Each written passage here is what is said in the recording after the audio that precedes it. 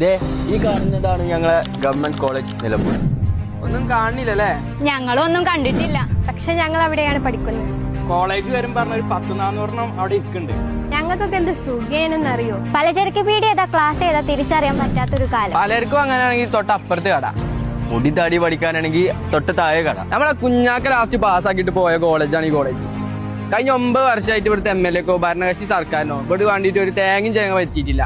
അതിപ്പോ ഞങ്ങളെ വാപ്പുട്ടിയാക്കനെ വരണം. കമ്പ്യൂട്ടർ വാങ്ങാൻ ഫണ്ട് പാസ്സായി, പക്ഷെ വെക്കാൻ സ്ഥലമില്ലാത്തതുകൊണ്ട് കമ്പ്യൂട്ടർ ആ വൈക്ക് പോയി. കോളേജിൽ നല്ല നല്ല കോഴ്സുകൾ വന്നു, പക്ഷെ കുട്ടികൾക്ക് ഇരിക്കാൻ സ്ഥലമില്ല എന്ന് പറഞ്ഞാൽ അതും അങ്ങനെ തള്ളിപ്പോയി. എന്നിട്ട് പോലും ജോഗ്രഫി ഡിപ്പാർട്ട്മെന്റിൽ ഞങ്ങൾ നല്ല റാങ്കോട് കൂടി യൂണിവേഴ്സിറ്റിയിൽ ഇടം പിടിച്ചിരിക്കണം. അപ്പോൾ ഞങ്ങൾക്ക് എന്തൊക്കെ ഉണ്ടെങ്കിൽ ഞങ്ങൾ അവിടെ എത്തേണ്ട ആൾക്കാരാണ്. സ്വന്തമായിട്ടൊരു ഗ്രൗണ്ടോ അല്ലെങ്കിൽ മിനിമം ഒരു 300 പേർക്കെങ്കിലും നിൽക്കാൻ പറ്റുന്ന ഒരു വരാന്തയോ അല്ലെങ്കിൽ ഒരു മുറ്റോ ഒന്നും ഇല്ലാത്തൊരു കോളേജ്, അതും ഒരു ഗവൺമെന്റ് കോളേജ്.